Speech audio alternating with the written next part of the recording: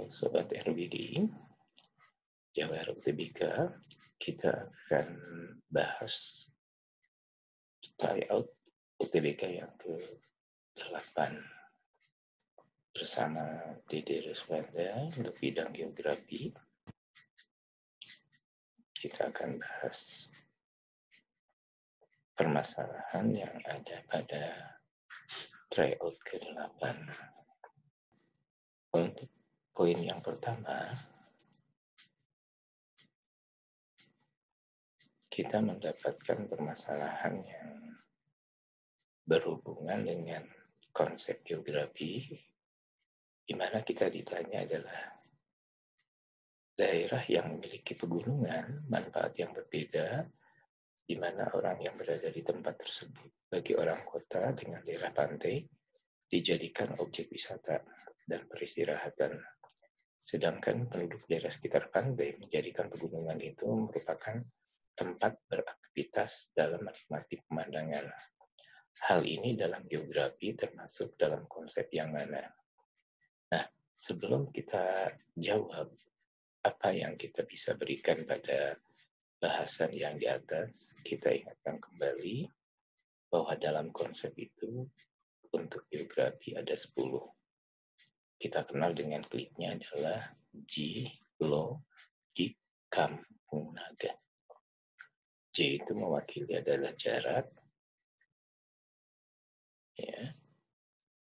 Berikutnya adalah Lo, ini adalah mewakili untuk lokasi. D-nya adalah diferensiasi area. I-nya ini adalah interaksi dan interdependensi. Berikutnya adalah K, dikatakan keterkaitan keruangan. Dan berikutnya adalah K kedua, itu adalah keterjangkauan. Dan berikutnya adalah A, untuk kata aglomerasi. Dan berikutnya adalah M, untuk morfologi. Dan P, itu untuk pola. Dan naga di sini diartikan untuk pemahaman nilai guna. Jadi kalau kita menyimak soal yang tadi, yang pada posisi di atas, apa yang diminta pada permasalahan yang pertama tadi adalah kaitan yang digunakan. Di sana ada ungkapan bagaimana orang yang di desa dengan yang ada di perkotaan dalam pemanfaatan wilayah, maka konsep yang paling tepat membahas hal yang di atas adalah konsep nilai guna. Di sini adalah dalam kaitannya sebuah konsep dasar geografi, nilai kegunaan itu merupakan pemanfaatan yang dapat diberikan oleh satu wilayah di muka bumi terhadap makhluk hidupnya. Satu sama lain tidak akan sama pada semua orang. Di sini tentunya adalah manfaat yang dihasilkan bersifat relatif. Nah, dalam hal ini kita melihat potensi yang digambarkan di sana adanya kondisi yang menunjang satu perkembangan satu wilayah dengan wilayah lain yang berbeda. Nah, dalam contoh nilai guna geografi, kita katakan di sini adalah kawasan dataran tinggi bisa dimanfaatkan untuk perkebunan, di mana dengan tingkat kesuburan yang bagus, sedangkan pada daerah pantai, orang dapat memanfaatkan untuk kegiatan berekreasi. Dengan demikian, apa yang kita dapatkan pada poin yang pertama, nilai konsep yang digunakan adalah konsep nilai kegunaan. Dengan demikian, jawaban kita pada poin pertama adalah jawabannya D. Oke, itu untuk pembahasan soal yang pertama. Kita lanjut dengan nomor yang kedua. Kita akan coba nomor yang kedua. Nah, ini adalah bagian yang sama dalam ilustrasi nilai kegunaan. Oke, kita lanjut pada nomor yang kedua. Nah, di nomor yang kedua,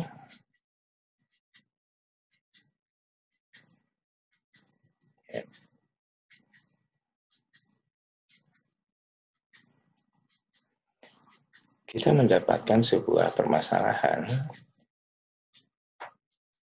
di mana ada sebanyak 55 rukun warga atau yang kita kenal dengan sebutan RW di Jakarta mengalami perendaman akibat banjir. Di mana kejadian ini disebutkan pada tanggal 23 bulan 2 2020.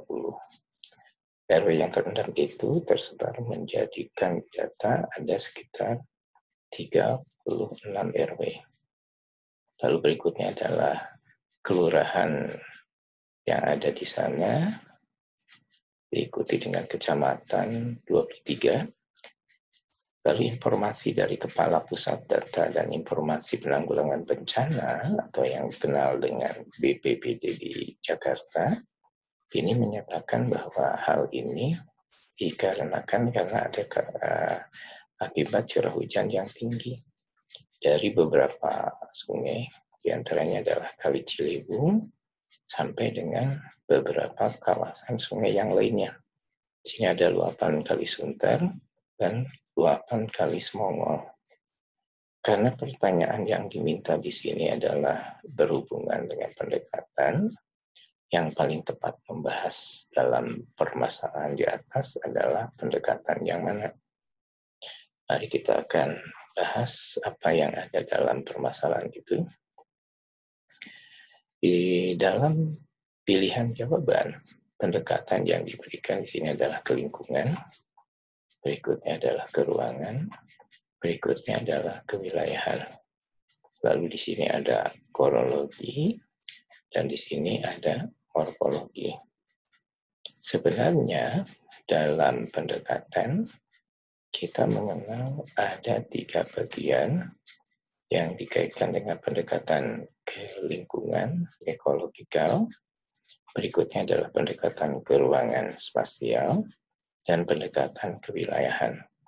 Jadi 2 bagian yang paling bawah, ini kita tidak dijadikan sebagai pilihan dalam pendekatan. Karena untuk kronologi, kita kenal dengan konsep morfologi, ini adalah dikenal dengan konsep morfologi. Tadi dikatakan kronologi ada dalam prinsip sebenarnya.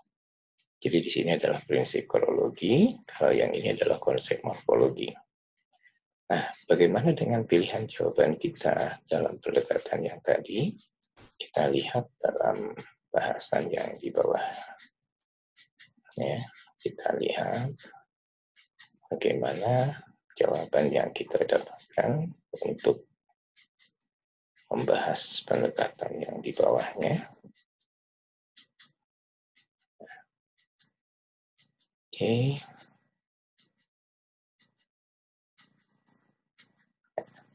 Di dalam pendekatan yang kita kenal, ini ada 3. Tadi kita sudah ungkapkan dalam pendekatan itu ada 3. Ada pendekatan yang dikenal dengan keruangan, ini disebut dengan bahasa asingnya adalah spatial approach. Pendekatan kewilayahan, dalam bahasa asingnya adalah regional approach. Lalu berikutnya adalah pendekatan ke lingkungan yang disebut dengan ecological approach. Jadi kita tahu bahwa dalam pendekatan itu kita menggunakan 3 pendekatan. Spasial yang ada di sini, ya.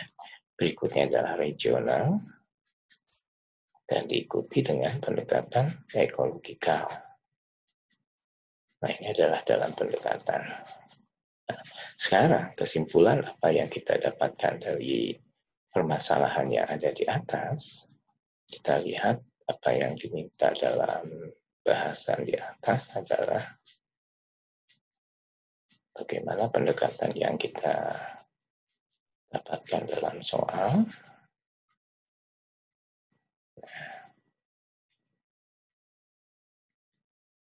Nah, pendekatan yang paling tepat dari apa yang dilihat di atas adalah pendekatan ke ruangan merupakan sebuah studi. Di sini adalah sebuah studi tentang keragaman yang ada di muka bumi. Jadi apa yang ada dalam muka bumi menelaah masalah masing-masing aspek dalam keruangan itu sendiri.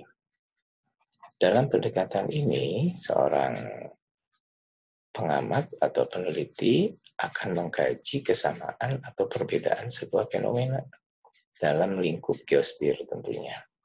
Nah, aspek yang ada dalam keruangan meliputi beberapa faktor, di antaranya lokasi, berikutnya adalah kondisi alam, berikutnya adalah kondisi sosial budaya masyarakat. Nah, peneliti juga dapat memperhatikan distribusi atau sebaran serta hubungan sebab akibat dalam kegiatan di ruang itu sendiri. Maka dalam hal ini tercapainya manfaat bagi manusia dalam aspek perairan, hidrologi, aspek tanah di sini pedologi, aspek iklim di sini adalah klimatologi, merupakan keterkaitan pendekatan dalam keruangan. Dengan demikian, apa yang kita bisa simpulkan dalam wacana di atas itu adalah pilihannya, jawabannya pendekatan keruangan, atau kita gunakan jawabannya adalah B. Bagaimana? Coba Rautifika, apakah Anda bisa memahami bahwa pendekatan yang kita gunakan adalah pendekatan keruangan? Baik, kalau belum ada, kita akan coba lanjut dalam bahasan berikutnya. Oke, kita lanjutkan.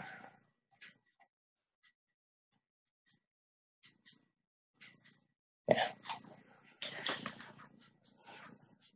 Di permasalahan berikutnya, pada nomor ketiga atau poin yang ketiga di sini, kita akan berhadapan dengan aspek di dalam geografi. Aspek dalam geografi itu kita mengenal ada dua hal yang dikaitkan dengan aspek fisik yang disebut dengan alami dan aspek non-fisik yang dikenal dengan aspek sosial. Nah, soal yang diminta di sini adalah kita mencoba mengkaji beberapa fenomena dalam geosfer. Di antaranya adalah ada tsunami, berikutnya adalah banjir Galodo di daerah Padang, lalu berikutnya adalah tingginya angka pengangguran, demonstrasi mahasiswa, kebakaran hutan di Kalimantan, dan sebuah permasalahan SARA di sebuah provinsi di Sulawesi. Nah, yang ditanyakan adalah bagian mana di sini yang termasuk kepada aspek sosial yang ditanyakannya. Di antara aspek sosial yang ada, tentunya kalau tsunami adalah sesuatu yang sifatnya alami. Yang alami. Berikutnya adalah banjir. Di sini bisa disebabkan karena hal-hal yang berhubungan dengan alam juga. Lalu berikutnya adalah kebakaran hutan. Ini banyak permasalahan yang juga bisa terjadi karena aspek alam. Maka karena yang diminta adalah aspek sosial, kita katakan di sini adanya pengangguran, berikutnya demonstrasi, berikutnya adalah konflik SARA. Itu yang dihubungkan dengan kegiatan sosial. Nah, untuk lebih lengkapnya, kita coba dengan bahasan yang ada di bawahnya. Bahasannya, nah, di sini kita juga bisa melihat secara ilustrasi pembagian. Maka pada saat kita bicara lingkungan geografi, ya, ini ada lingkungan geografi, ada lingkungan yang sifatnya fisik, yang berhubungan dengan alami, dari mulai letak, bentuk, sampai dengan kondisi batas. Lalu aspek non-biotik, artinya yang bukan berhubungan dengan kaitan kehidupan, di sini ada tanah, iklim, dan air. Tapi yang juga sifatnya fisik, berhubungan dengan keadaan biotiknya, di sini ada manusia, hewan, dan tanaman. Nah, kalau lingkungan non-fisik berarti lingkungan yang kita bentuk sebagai manusia dalam kehidupan. Ada tradisi untuk aspek sosialnya, kelompok masyarakat, lembaga sosial. Lalu berikutnya aspek ekonomi. Di sini ada perindustrian, perdagangan, perkebunan, transportasi, dan sebagainya. Lalu berikutnya adalah aspek budaya, ini berhubungan dengan pendidikan, agama, bahasa, kesenian, dan lain sebagainya. Lalu berikutnya di sini ada aspek politik dalam kaitan pemerintahan dan kepartean. Berarti apa yang kita cari pada posisi yang tadi yang berhubungan dengan aspek sosial, di sini dikatakan dalam bahasannya aspek sosial yang didapat ini meliputi aspek yang ada dalam hal secara melekat pada kehidupan manusia, seperti adat istiadat. Berikutnya adalah kelompok, di mana di sini digambarkan dengan adanya keragaman budaya. Lalu berikutnya yang dimiliki penduduk Indonesia dapat dijumpai dengan adanya suku bangsa seperti beberapa suku yang diilustrasikan dari mulai Aceh, Melayu, Batak, Sunda, Jawa, dan Bali. Nah, dengan demikian, apa yang diminta pada permasalahan nomor ketiga dikaitkan dengan aspek sosial, kita gunakan jawabannya adalah E. Ini kita gunakan. Baik, ada yang dipermasalahkan berhubungan dengan aspek sosial. Ini sangat mudah karena yang ditanya adalah bagian dalam kehidupan manusia. Oke, kita akan lanjut pada bahasan berikutnya. Kita coba. Nah, di poin berikutnya, bagian nomor 34, di dalam poin ke-34 itu, kita ditanyakan ada beberapa pilihan. Nah, di dalam pernyataan yang ada, di sini adalah perhatikan pernyataan-pernyataan yang ada di bawah ini. Tentunya yang pertama adalah perencanaan penggunaan lahan rawa. Lalu berikutnya adalah pemantauan pola aliran sungai. Lalu berikutnya adalah penggunaan data untuk persebaran kegiatan hujan. Lalu pada poin keempat adalah perubahan keadaan pantai. Poin kelima di sini adalah mengembangkan kegiatan pertanian. Lalu berikutnya adalah mencari lokasi upwelling, sinking, dan distribusi suhu permukaan. Karena yang ditanyakannya adalah hubungan geosfer untuk kajian oceanografi, bidang kelautan, tentunya dari 6 pilihan yang ada, yang kita gunakan dalam kegiatan penginderaan jarak jauh, tapi yang difokuskan dalam bidang oceanografi. Nomor-nomor mana? Ya. Tentunya kalau rawa, kita mengenal di sini adalah bagian yang dihubungkan dengan hidrosfer yang ada di hidrologi, perairan daratan. Sungai juga sama, ini adalah berhubungan dengan kegiatan hidrologi. Sebaran hujan ini berkorelasi dengan kegiatan yang sifatnya adalah atmosfer. Sedimentasi ini cenderung untuk kegiatan pengendapan, tapi karena lokasi yang diamati adalah pantai, ini masih ada korelasinya dengan oceanografi. Ya, masih ada hubungan dengan oceanografinya. Nah, pada bagian kelima, karena di sini ada kegiatan pertanian, tentunya dalam kegiatan pertanian, kita tidak lebih banyak menggunakan untuk oceanografi. Dengan demikian, pilihan yang paling tepat itu, kita bisa lihat di poin ke-6, adanya kegiatan upwelling, gerak arus yang naik, sinking, berikutnya adalah persebaran suhu di muka lautan. Maka pilihan yang digunakan untuk nomor ke-34, kita bisa gunakan pilihannya adalah poin ke-4 dan poin ke-6. Dengan demikian, kita bisa dapatkan posisinya adalah jawabannya D. Dan kita lihat lagi bagaimana pembahasan poin yang kita gunakan ini. Nah, ya, bagaimana pembahasannya? Nah, di sini dalam ilustrasi tentunya kita bisa melihat beberapa tampilan dari kajian untuk citra. Pada gambar yang pertama, kita bisa lihat ini adalah berhubungan dengan aliran sungai.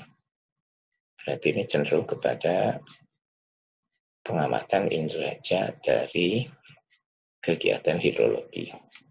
Lalu di sini ada kondisi yang berhubungan dengan pertanian. Nah, kalau pertanian ya tentunya bisa tata guna lahan, bisa dalam konteks yang lainnya yang dikaitkan dengan pemanfaatan tanah. Lalu di sini ada bagian daripada sedimentasi yang dihubungkan dengan gambaran hutan mangrove. Berarti ini masih ada kontekstual dengan kondisi yang ada di perairan. Lalu di sini ada ilustrasi dengan gambaran daerah perairan, ya.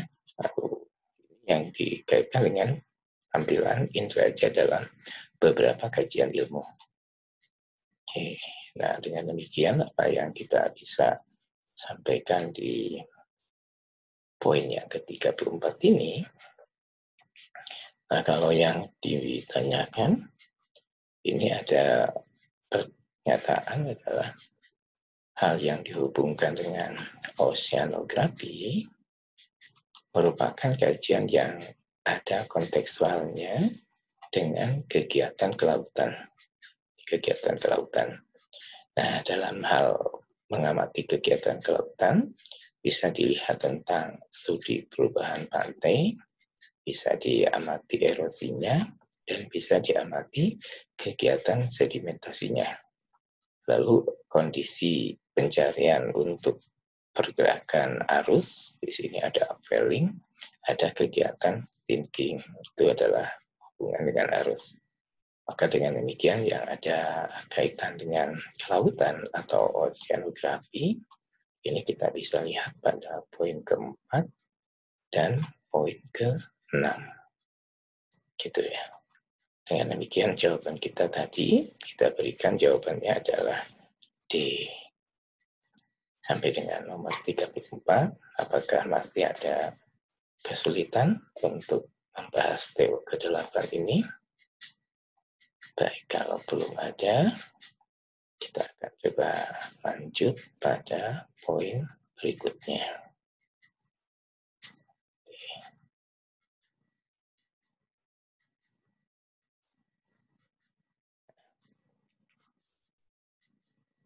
Di poin berikutnya, masih kita bicara tentang penginderaan jarak jauh. Yang diminta dalam soal ini adalah bagaimana kita memberikan keyakinan bahwa objek yang kita amati adalah sebuah tampilan yang ada di muka bumi.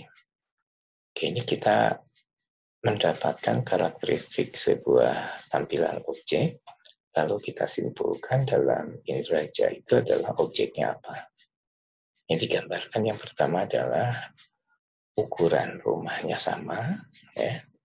Berikutnya, apa yang didapatkan antar rumah itu, kondisi jalan masih dalam keadaan jalan tanah.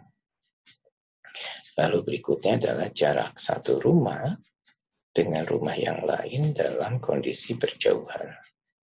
Lalu berikutnya adalah sekitar rumah dapat pekarangan yang ukurannya luas. Dan yang terakhir, ini dalam ilustrasi, adanya tanaman yang boleh bertekstur sedang sampai dengan tekstur yang kasar. Nah, pertanyaan dalam soal ini adalah kita harus menyimpulkan karakteristik objek yang kita amati dengan tampilan pada citra sesuai ilustrasi di bawah.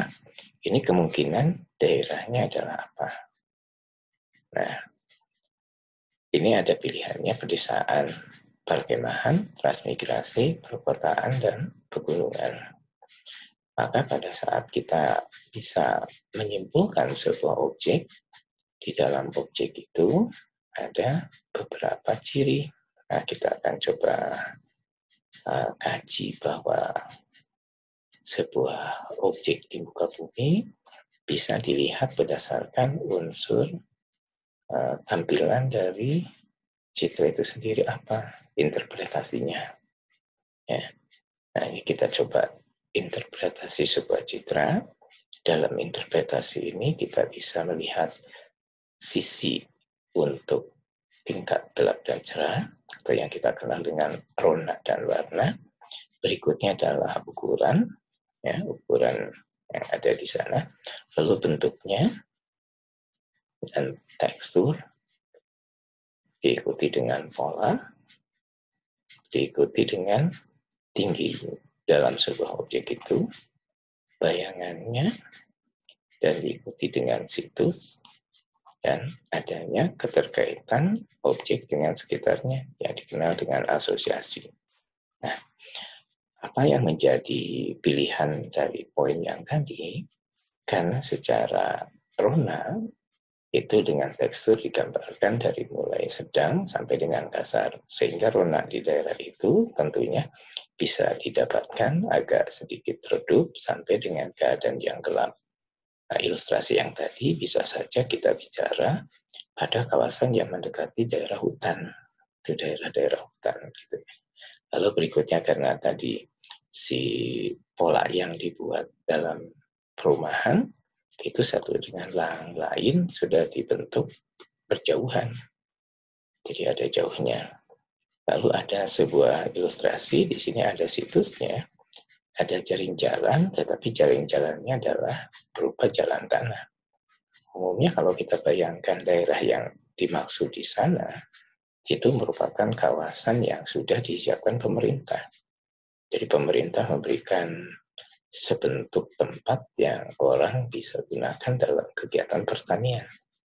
Lazimnya daerah itu kita kenal dengan sebutan daerah transmigrasi tentunya. Maka pilihan yang kita dapatkan di poin yang tadi, kita akan lihat pilihan yang ada dalam soal. Ya. Ini digambarkan seperti ini. Jadi daerah transmigrasi itu adalah sebuah daerah yang sudah dipola oleh pemerintah, ya, yang akan disiapkan bagi orang-orang yang datang dari Pulau Jawa. Tentunya lokasi yang disiapkan pemerintah untuk menampung mereka adalah sebuah pulau yang masih jarang penduduknya, kebanyakan di luar Pulau Jawa. Dengan tujuan transmigrasi tadi adalah untuk kegiatan pemerataan. Daerah yang paling sering digunakan transmigrasi, ini kita kenal daerah-daerah padat, yaitu Jawa, Bali, dan Lombok. Maka dengan demikian, objek yang dimaksud dalam ilustrasi bisa dikategorikan adalah sebuah daerah transmigrasi yang mana sisi penegasan itu transmigrasi adalah rumah dengan halaman yang luas serta tekstur dalam keadaan yang sedang sampai kasar. Maka jawaban kita pada poin nomor yang ini, kita gunakan jawabannya adalah C. Oke, sampai dengan poin ini, masih ada yang akan dipermasalahkan? Baik, kalau belum ada, kita akan coba lanjut pada poin berikutnya. Kita lanjut.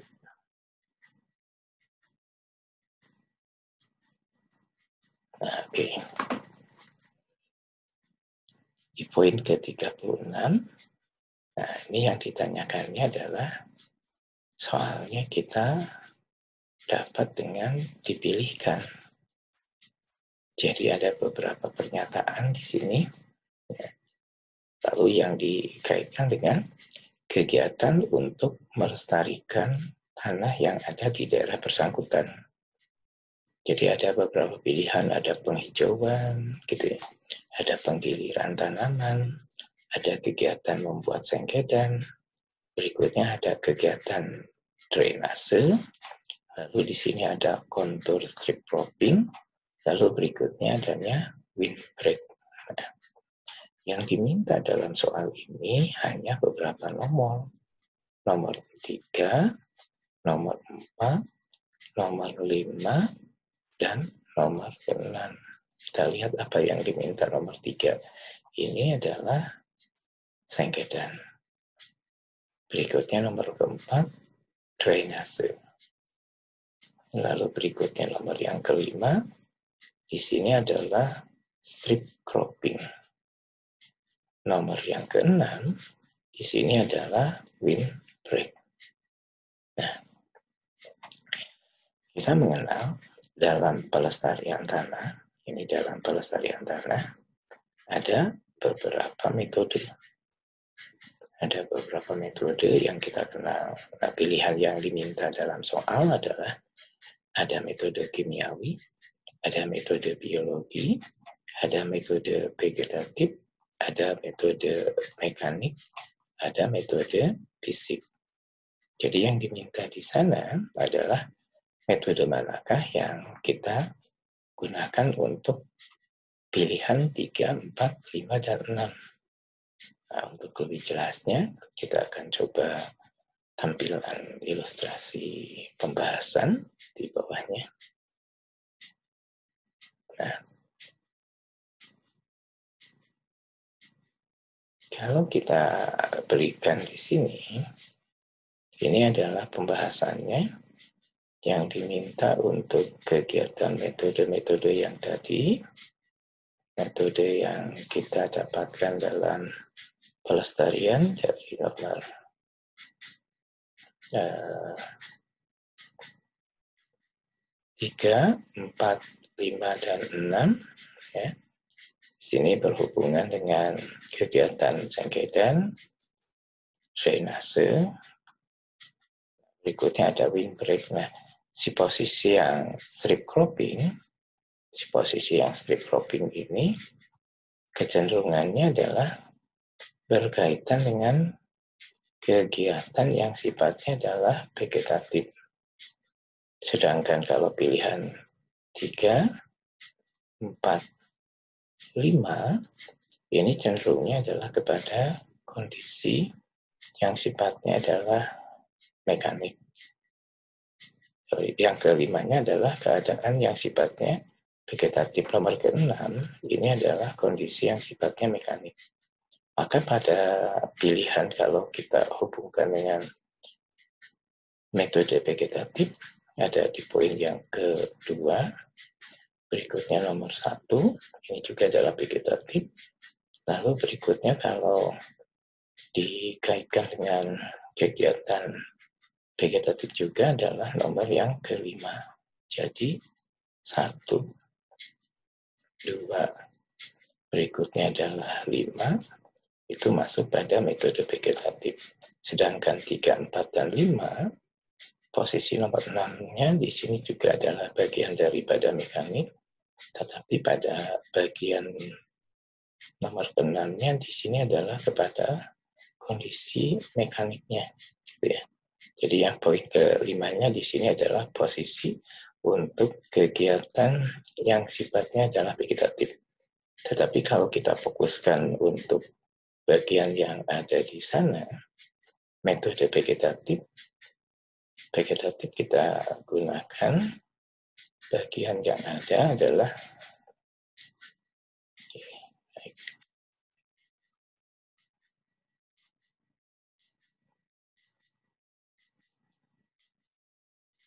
ini yang berhubungan dengan vegetatif. Ini. Jadi kalau kita kaitkan dengan metode vegetatifnya adalah ada di beberapa bagian. Di antaranya metode vegetatif yang digunakan adalah pengolahan lahan yang miring dengan menggunakan tanaman sebagai kegiatan konservasi. Di sini ada tanaman penutupnya, selain untuk mencegah erosi, ya kita kenal dengan sebutan reboisasi, juga bisa mengendalikan kegiatan yang tadi. Maka pada pilihan 3, 4, dan 5, jadi ada pilihan-pilihan yang tadi, nah di 5-nya itu adalah bagian vegetatifnya. Sedangkan nomor ke-6, itu cenderung pada metode yang berhubungan kepada kegiatan yang sifatnya mekanik. Nah, itu yang digunakan. Jadi sebenarnya apa yang diminta pada permasalahan ini, kalau kita kaitkan dengan soal, ini nomor 3, 4, 5, 6, di posisi nomor yang kelimanya, yang ini adalah digunakan untuk metode vegetatif. Maka kalau kita kaitkan dengan pilihan nomor yang ketiga 6 ini, 3, 4, 5, 3, 4, dan 6, 3, 4, dan 6, itu cenderung kepada kondisi yang sifatnya adalah mekanik. Sedangkan kimia adalah pemupukan, biologi adalah biasanya jarang digunakan untuk kaidah yang berhubungan dengan kegiatan metode dalam konservasi tanah. Nah, kalau vegetatif, ini adalah penanamannya. Nah, kecenderungan kita pada pilihan ini, pilihannya yang ada di posisi 1, berikutnya adalah 2 dan 3, yang kelima, ini adalah berhubungan untuk kegiatan pelestarian secara vegetatif. Tapi kalau di sini ada 3, 4, dan 5, kecenderungannya kepada posisi yang sifatnya mekanik. Nah, kalau dipilihkan dalam jawaban adalah nomor yang tadi, karena posisi nomor 5-nya ini adalah posisi yang sifatnya ke arah vegetatif. Itu yang ada. Maka kita gunakan lebih dahulu bahasan yang ada di nomor yang ke-36, kita gunakan untuk metode vegetatifnya, itu pada pilihan yang ada di sini. Maka kita gunakan lebih dahulu di sini jawabannya adalah C. Itu ya, digunakan vegetatif karena pada posisi nomor 5-nya itu masuk kepada kondisi yang sifatnya vegetatif. 3, 4, dan 6 itu yang digunakan untuk mekaniknya.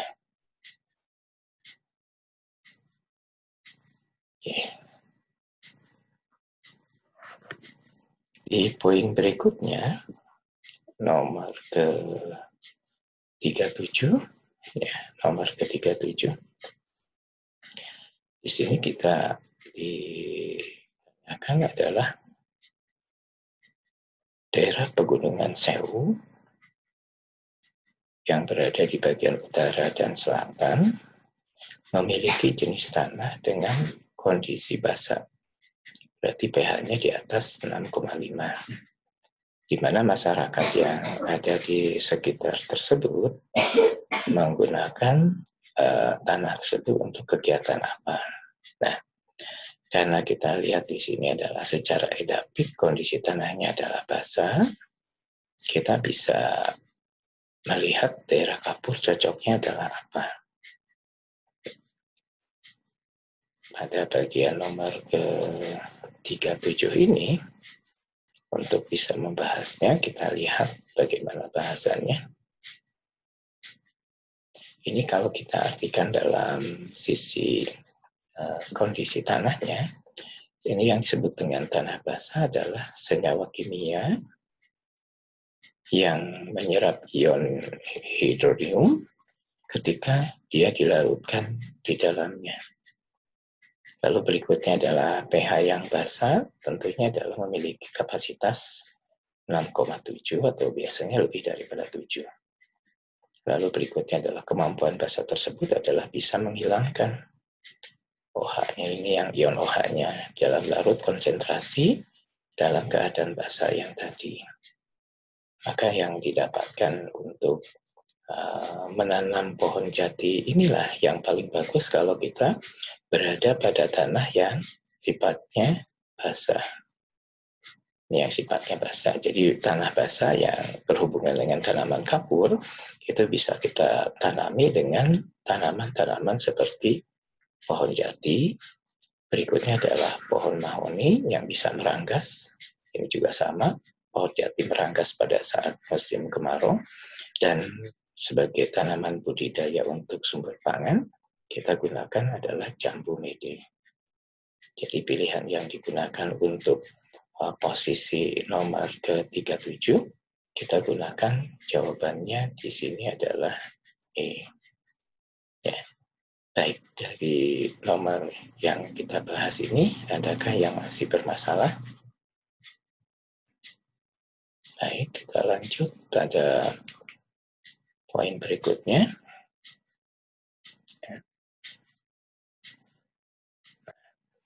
Di nomor ke-38, kita bisa lihat apa yang diminta pada soal. Nah, ini dilihat pada soal kita.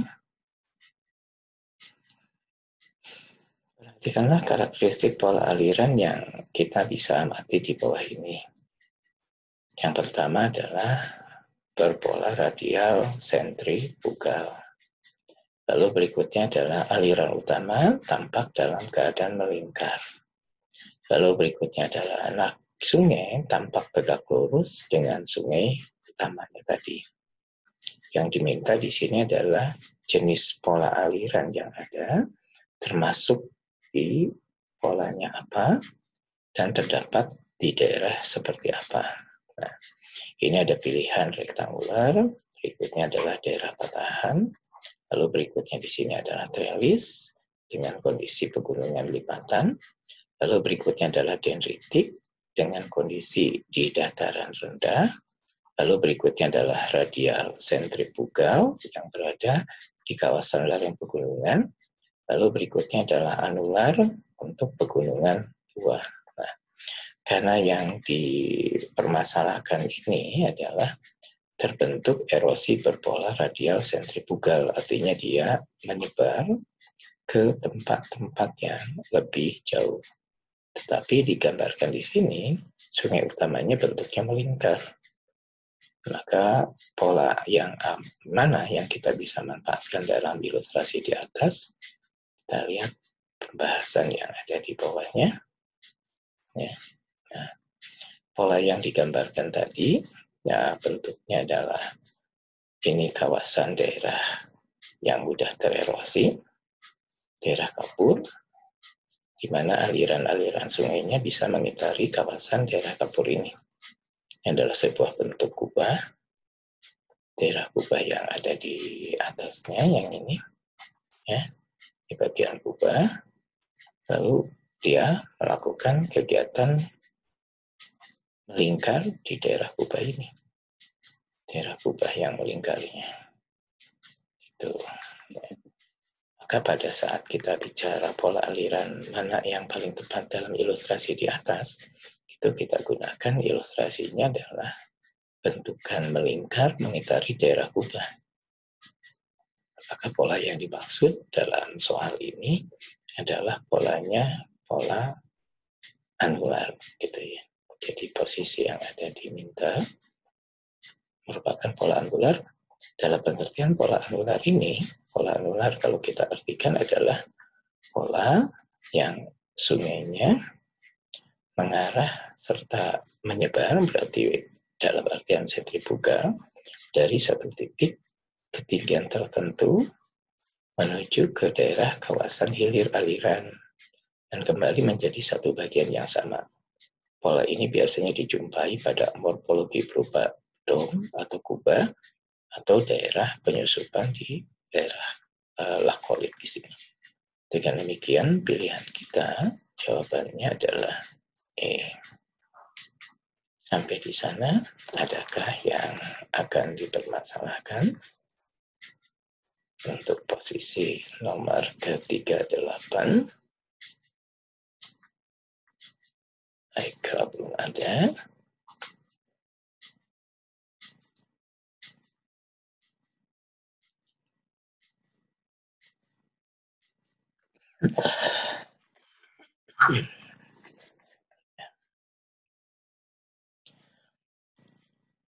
di poin berikutnya, ini nomor ke-39,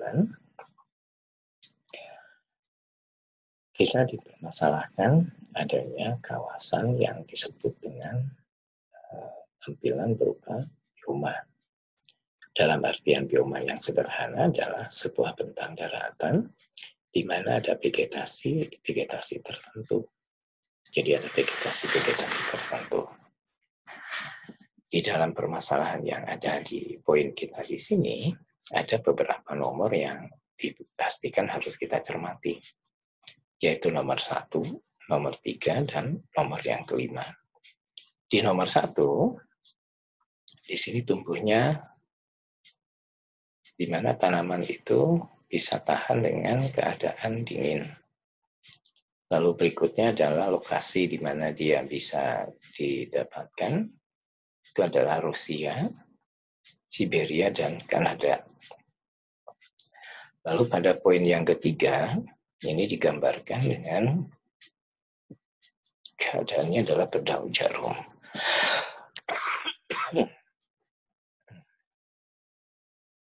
Dari pilihan yang ada di sini, 1, 3, dan 5, tentunya termasuk bentang daratan dengan vegetasi dominannya apa? Ada sabana, ini biasanya dicirikan dengan padang rumput. Ada taiga, biasanya dengan kondisi vegetasinya lumut. Berikutnya ada tundra, dan ada konifera, dan yang terakhir adalah deciduous di sini. Nah, apa yang diminta pada nomor 1, 3, dan 5, termasuk bioma yang mana? Kita coba ilustrasikan dengan bentukan yang bioma seperti ini. Ya, kita lihat biomanya. Nah, bioma taiga ini digambarkan dengan posisi yang seperti ini. Taiga adalah berada di iklim subtropis, memiliki curah hujan antara 35 sampai 40 cm per tahun. Vegetasinya cenderung sama karena hanya terdiri dalam satu bagian saja atau spesies. Pohon yang dominannya adalah pohon berdaun jarum, mampu bertahan dalam suhu yang dingin. Lalu berikutnya adalah daerah-daerah yang dikatakan taiga. Ini digambarkan dengan keadaan berdaun jarum itu. Lalu yang ditampilkan di dalam taiga, pertumbuhan tanaman terjadi pada musim panas hanya berkisar 3 sampai 6 bulan. Lalu berikutnya adanya perbedaan suhu pada musim panas dan dingin sangat begitu tinggi, berarti amplitudonya sangat begitu besar. Maka dengan demikian pilihan yang digunakan untuk nomor yang ini, kita gunakan jawabannya adalah B. Jadi B itu kita gunakan dengan sebutan daerah taiga tadi. Ya, itu yang digunakan. Nah, ini ilustrasi sesuai gambar.